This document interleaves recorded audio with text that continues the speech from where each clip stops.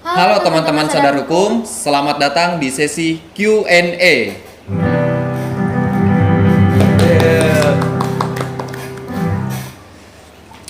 Sekarang kami bersama bapak-bapak kejaksaan ya teman-teman akan mengadakan Q&A yang mana pertanyaan-pertanyaannya berasal dari teman-teman. Jadi langsung aja ke pertanyaannya atau kita perkenalan dulu pada mas-mas kejaksaan ini. Ya. Dari. Bro, kayaknya jangan panggil bapak, Oh bro. iya, Kayaknya terlalu tua kalau kita dipanggil bapak. Oh iya, jangan. Panggil aja mas atau bro ya kan. Oke, Ya. oke. Halo Sobat Adiaksa, nama saya Anggit, Muhammad Balas Anggidu Prakoso. Kebetulan sekarang saya menjadi PLH Kasubsi PPS di Seksi Intelijen. Saya Zakaria Sulistiono, Kasubsi Pra Penuntutan pada bidang pidana umum. Ya. Oke. Kita langsung aja ke pertanyaan pertama ya teman-teman. Nah, untuk pertanyaan pertama ini menurut saya selain yang pertama juga paling utama ya Pak. Mas, Enggak boleh. kenapa kesadaran hukum sangat penting bagi pelajar? Kenapa ya Mas Anggit ya? Kayaknya sebelum kita mulai Q&A tuh enaknya tuh kita ada prolog apa gitu ya kan biar nggak langsung. Nah, Sobat Adiaksa, ini adalah adik-adik nih dari Duta Sadar Hukum ya. Ya betul sekali. Dari SMK Negeri 1 Kabupaten Berau ya yang mewakili Kabupaten Berau untuk mengikuti ajang Duta Sadar Hukum tingkat provinsi Ya, ya. tingkat provinsi, Nah, betul. gitu guys Sobat Adiaksa. Jadi Sobat Adiaksa di Kejaksaan Tinggi Kalimantan Timur itu ada yang namanya Duta Sadar Hukum untuk pelajar-pelajar siswa SMA.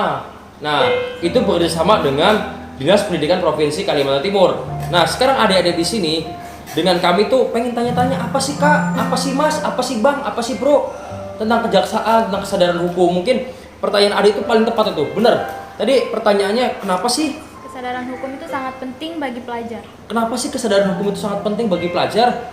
Kalau saya sendiri sangat penting karena generasi sekarang, generasi yang adik-adik sekarang ini untuk pelajar adalah generasi pertama atau generasi tahap penentuan bagaimana dia dapat tumbuh kembang menjadi seperti apa. Apakah dia akan menjadi seseorang yang menjadi benar atau dia seseorang yang menjadi tidak benar yang harus kita luruskan. Oleh sebab itu dia harus memiliki kesadaran akan hukum itu sendiri. Mungkin Bro Jack bisa tambahkan? Oke. Jadi memang kenapa sih kesadaran hukum itu penting ya? Jadi kesadaran hukum itu kan kenapa pentingnya sejak dini gitu? Karena pendidikan itu kan skop paling kecil adalah di keluarga ya. Ya benar. Di keluarga dengan orang tua. Nah, di situ sudah harus ditimbulkan diajarkan mengenai nilai-nilai kesadaran hukum. Termasuk juga yang paling penting adalah di lingkungan sekolah karena sekolah ini kan 9 tahun plus 3 ya. Kayak rumah kedua bagi Ya, mereka ya. betul. Yang Nah, kedua betul. Sejak dari SD sampai dengan SMA bahkan sampai dengan ke perguruan tinggi itu harus penanaman tentang pentingnya sadar hukum itu harus selalu dipupuk begitu karena memang itulah yang menjadi cikal bakal nanti menjadikan generasi yang taat hukum begitu. Jadi dengan kesadaran hukum yang telah dipupuk dari sejak dini dari tingkat sekolah itu akan menciptakan generasi yang taat hukum itu yang tujuannya itu. Gitu ya teman-teman. Jadi penting banget tuh kesadaran hukum bagi pelajar, apalagi mungkin bagi anak kecil yang baru umur 5 tahun itu pun penting banget untuk diajari teman-teman. Nah, berkaitan dengan pertanyaan sebelumnya, bagaimanakah mas-mas kejaksaan ini untuk meningkatkan kesadaran hukum dalam lingkungan pelajar? Apakah ada program kerja seperti itu misalnya? Ya, Pak. sedikit menambahkan dari pertanyaan yang sebelumnya ya. Ya. Sebenarnya kesadaran hukum itu tidak harus hanya di pelajar. Ya. Dengan Bro siapa tadi saya lupa? Rahmat. Bro Rahmat. Hal tidak hanya di pelajar karena hukum itu kan artinya adalah aturan. Nah, aturan itu kan biasanya ada sejak dini. Bahkan sejak dia lahir pun dia sudah harus mengikat dengan aturan yang ada di sekitarnya.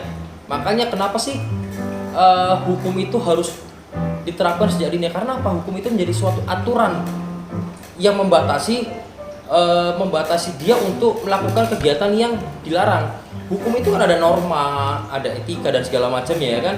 Jadi kurang lebihnya itu harus memang ditanamkan sejak dini, baik itu pra sekolah maupun setelah sekolah. Terus selanjutnya apa sih langkah-langkah kita sebagai Kejaksaan Negeri Bro khususnya untuk memberikan kesadaran hukum pada adik-adik? Kalau di Kejaksaan Negeri Bro terutama kami membreakdown ya,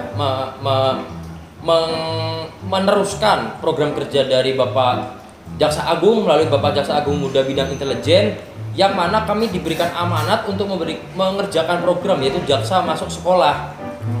Jaksa Masuk Sekolah itu antara lain kita memberikan bantuan hukum, maksudnya memberikan kesadaran hukum bagi adik-adik.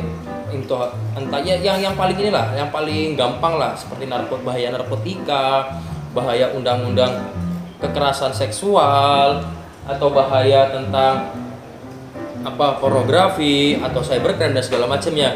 Nah, lebih tepatnya Bro Zakaria yang sekarang ini lagi di bidang pidana umum yang berkaitan langsung dengan perkara-perkara tindak pidana. Kalau saya kan hanya mencegah aja supaya tindak pidana itu tidak terjadi. Nah, kalau Bro Zakaria ini yang menuntutnya deh. Nah, silakan tambahkan Bro Zakaria. Ya, sudah dijelaskan tadi ya, kalau program dari Kejaksaan untuk meningkatkan kesadaran hukum di kalangan pelajar kan salah satunya Jaksa Masuk Sekolah. Itu kan motonya itu kenali hukum, jauhkan hukuman ya. Selain itu juga ya program yang sedang dilaksanakan sama siapa namanya tadi? Bro Rahmat. Rahmat sama Sis Wiwit.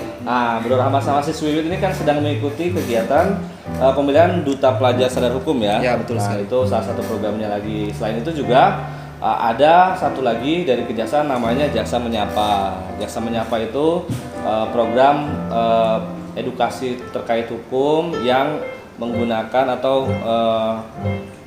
menggunakan sarana media sosial, baik itu radio, televisi atau media internet lainnya gitu. Itu salah satunya. Pada intinya bisa dipublikasikan gitu ya Bro ya? Untuk mempublikasikan terkait untuk meningkatkan kesadaran hukum juga itu salah satunya. Oke, sudah terjawab ya teman-teman, bagaimana cara kejaksaan untuk meningkatkan kesadaran hukum dan mencegah terjadinya tindak pidana. Itu jawabannya teman-teman. Jadi kita lanjut ke pertanyaan selanjutnya. Nah, kita ngomong-ngomong tentang hukum dan pelajar, apa di Kejaksaan sendiri pernah mendapati tindak pidana yang dilakukan oleh pelajar atau tindak pidana tersebut dilakukan di lingkungan sekolah? Oke. Mungkin saya ya. Bro Zakaria yang lebih ahlinya karena dia kan di seksi tindak pidana umum Sobat Adiaksa. Jadi dia yang lebih tahu bagaimana penanganan perkaranya kan. Makasih Pak Anggit ya. Jadi berdasarkan data dari SIPP ya, bahwa sampai 2021 ini ada sekitar 8 perkara yang pelakunya adalah anak berhadapan hukum. Kita menyebut anak pelaku itu bukan tersangka, terdakwa atau terpidana, tapi anak berhadapan hukum. Itu pelaku yang dilakukan oleh anak. Nah, definisi anak apa sih? Di bawah 18 tahun begitu kan. Nah, itu kalau dari data ini kan paling ada tindak pidana yang dilakukan oleh anak ini pengeroyokan, pencurian, terus perbuatan cabul, terus pencurian, pengeroyokan, dan yang terakhir itu yang kemarin agak viral itu yang pembunuhan yang pakai hand sanitizer itu. Oh ya. Betul itu. Jadi total sampai dengan bulan Oktober ini sudah ada 8 perkara. Kebetulan adik-adik Bro Zakaria ini jaksa penuntut umumnya yang menuntut dalam perkara anak yang melakukan tindak pidana dengan sengaja mencampurkan racun itu loh, hand sanitizer yang ditawarkan ke teman-temannya. Nah, itu karena apa deh? Karena dia itu tidak sadar hukum, dia taunya main-main. Ya ini paling apa ternyata mengakibatkan ternyata meninggal dunia kan? Iya, sayang sekali ya. Iya deh, orang yang meninggal, keluarga korbannya merasa apa kan, ya kan? Tapi alhamdulillah Bro Zakaria telah menegakkan hukum seadil-adilnya. Mungkin nyambung sama pertanyaan selanjutnya, coba apa lagi kira-kira? Pertanyaan selanjutnya itu mengenai bagaimana proses hukumnya apabila tindak pidana tersebut dilakukan oleh anak di bawah umur.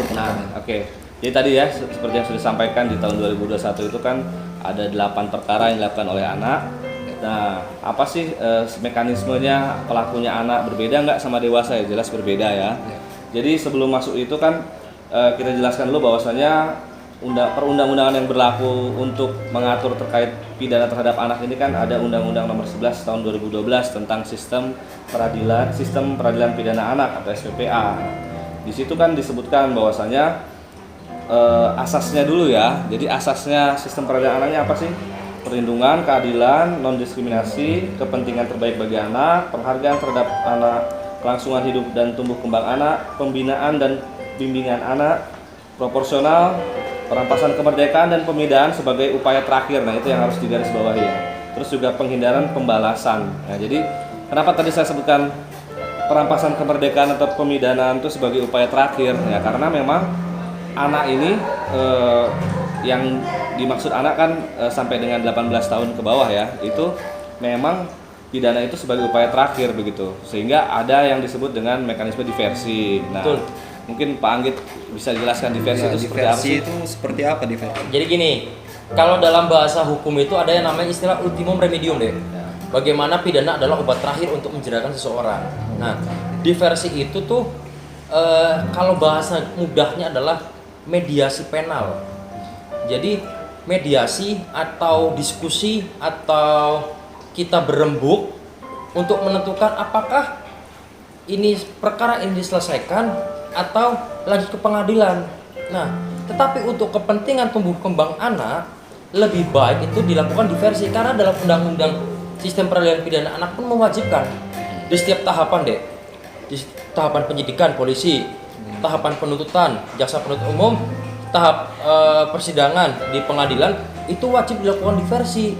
Supaya apa? Supaya anak itu tidak berhadapan dengan hukum, tetapi diselesaikan secara kekeluargaan. Itulah prinsip utama sistem peradilan pidana anak. Jadi anak itu sebenarnya jangan menjadikan objek pidana, bukan. Anak itu harus kita bimbing, dan sobat Adiaksa pun harus tahu ya. Sebenarnya kalau untuk anak hukumannya adalah bukan untuk penjara, tetapi dilihat dulu perkaranya. Kalau seperti yang kemarin ada kasus viral itu ya, kita harus membela kedudukan korban dong, Dek, atau sobat Adiaksa kan? Ya, kurang lebih gitu ya, Pak Zakaria. Betul. Jadi selain juga melalui mekanisme diversi, tetapi juga kan ada yang memang tidak berhasil. Diversi itu outputnya ada berhasil dan tidak berhasil. Nah, ketika tidak berhasil maka dilanjutkan ke pidana begitu. Sehingga tadi yang ada 8 perkara di 2021 itu adalah yang mekanisme masuk pidana. Nah, itu perbedaannya adalah untuk anak itu maksimal pidananya itu adalah setengah maksimal dari pidana dewasa begitu. Itu ada diatur dalam pasal 81 ya undang-undang ini SPPA. Jadi disebutkan bahwasanya misalnya maksimal 20 tahun untuk pembunuhan gitu kan. Itu untuk pelakunya anak itu jadi maksimal 10 tahun begitu. Begitu. Itu maksimal pidana yang bisa dikenakan. Nah, jadi memang betul-betul untuk penanganan perkara anak itu harus selain kita harus melihat sudut pandang dari korban, juga sudut pandang dari anak itu sendiri, karena memang asasnya adalah kepentingan terbaik bagi anak. Betul, memang kalau Bro Zakaria ini tidak diragukan, karena beliau ini sudah pernah berpengalaman lah menangani perkara-perkara anak.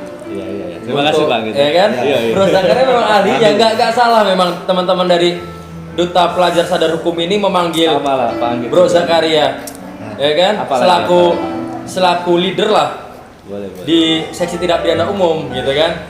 Apalagi ini kira-kira